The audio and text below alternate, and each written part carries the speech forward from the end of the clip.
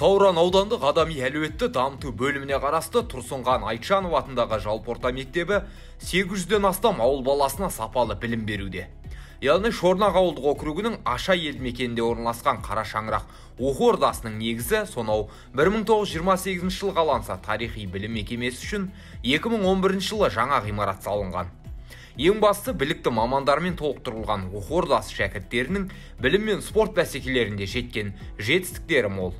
Аталмыш өнегелі оқу ордасына бір айдан астам уақыттан бұрын жаңа басшы Байтишев Қанат Тасболатұлы тағайындалса, қазір таңда мектепте 827 оқушыға 100-ден астам мұғалім білім беруде. Мектептің білім саласындағы жетістіктері өте көп. Мен енді бұл жерде істемесем де сырттай бақылап, көрші мектепте орынбасар болып қызмет атқарып жүргенде сырттай бақылап жүріп білем оның жетістіктерін. Былтырғы жылы орта балмен жоғарғы нәтижемен ұлттық бірыңғай тестілеуге осы мектептен 20 оқушының 18-дей оқушы жоғарғы оқу орындарына түсті. Одан кейін былтырғы жылы 5 алтын белгіге үміткер болып, оның 4-еуі ақтаған. Енді биылда 5 алтын белгі үміткерін дайындап жатырмыз, және ол ақтайды деген сенімдеміз. Мінекей мен келгелі аудандық және облыстық олимпиадалар болып тағы айта кететін. 5-7 сыныптар аралығындағы өткен аудандық олимпиададан 14 оқушымыз қатысып, 7 пәннен 12-сі орын алды, жүлделі орын алды өткен аптада. Одан кейін зерде байқауында ғылыми жоба қорғау жарысында аудандық кезеңнен 4-ші сынып оқушыларымыз 1-ші орын алып, облысқа қазір жолдама алып отыр. Айта берсек енді жетістіктер көп, бірақ енді оны тоқтатпаймыз. Мынау біліммен қатар тәрбие болады. Одан кейін денсаулық кепілі спорт дейді. Спорт жағынан да жетістіктерім жетерлік. Дәл қазіргі таңда мынау ұлттық мектептер арасында лига ойнатылып жатыр. Одан да енді алдағы уақытта қорытындысы шығады. Бірақ қазір әр түрлі спорт түрінен орындарымыз бар. Менің осы басшылыққа келгендегі мақсатым бірінші мынау президентіміздің алға қойып отқан мақсаттары, одан кейін білім министрі Асхат Аймағамбетов мырзаның бізге қойып жатқан білім саласына жасап жатқан жоспарлары, соларды жүзеге асыру, оларды тек жүзеге асырып қана қоймай, жоғары деңгейде елге, халыққа таныту. Одан кейінгі мақсат осы елдің баласы, өзім ойлаймын, елдің баласы бізге аманат ұстаздарға. Сол аманатқа қиянат жасамай, білімді ұрпақ тәрбиелеу. Ең бастысы солардың денсаулығы мен біліміне баса көңіл аудару. Одан кейінгі мақсатым енді тек қана оқушы жағына көңіл аудармай, мына ұстаздармен де жұмыс жасау, олардың біліктілік сапасын арттыру, біліктілік деңгейін қазіргі таңда жоспар жасалып жатыр. Деңгейімен және өзінің шама шарқынша біліктілік арттыру курстарына жіберу туралы келесі жылға жоспар жасалынып, және соларды біліктілік деңгейлерін арттырып келеді деп айта аламын. Материалдық техникалық базамыз сай. Қазіргі таңда біздің мектебіміз, Құдайға шүкір деп айтайын, өздеріңіз көріп отырсыздар, ана кіргеннен мына жоғарғы көтерілгенше барлығы талапқа сай. Енді дегенмен де 10-11 жыл болды пайдалануға берілгеніне. Бірақ енді жұмыс болған жерде кемшілік болады, болмайды емес. Оның барлығы осы көпшіліктің арқасында, сол білім бөлімінің қолдау арқасында бітеді деп ойлаймын. Ауыл балаларының оқу білімге деген зейіндерін ашу мақсатында білім мекемесінде түрлі бағыттағы үйірмелер жұмыс жасайды. Айталық, мұнда ашылған шахмат бұрышы бүгінде оқушылардың бос уақыттарын тиімді өткізуге арналған орын болып тұр. Яғни ақыл-ой үшқырлығын дамытуға үлесі зор спортты меңгеріп жатқан жастардың бүгінде қатары мол.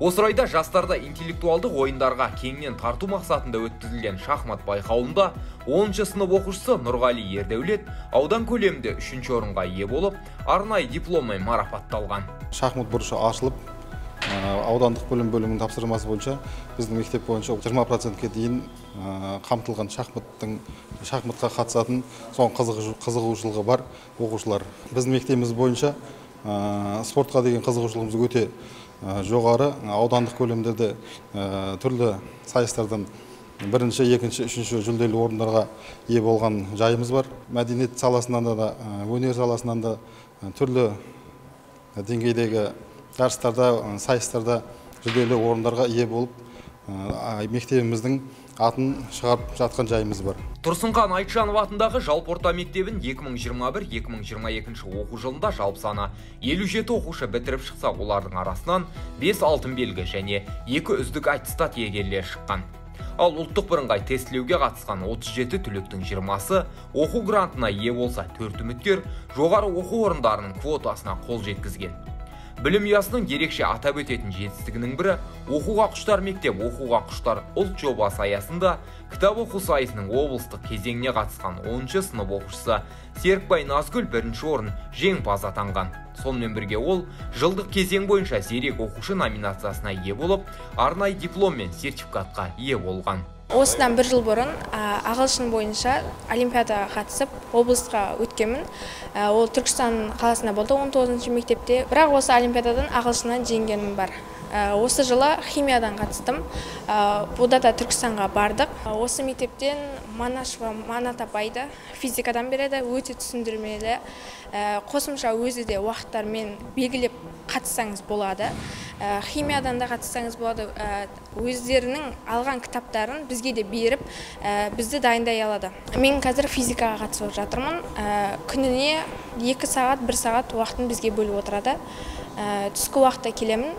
Сағат 1 мен 2-нің аралығында дайындаламын. Өзімнің таңдап жатқан пәнім физика, математика. Осы жылы спорт жағынан үлкен жетістіктерге жеттік біз. Волейболдан қыздар арасында 2-ші орын алдық.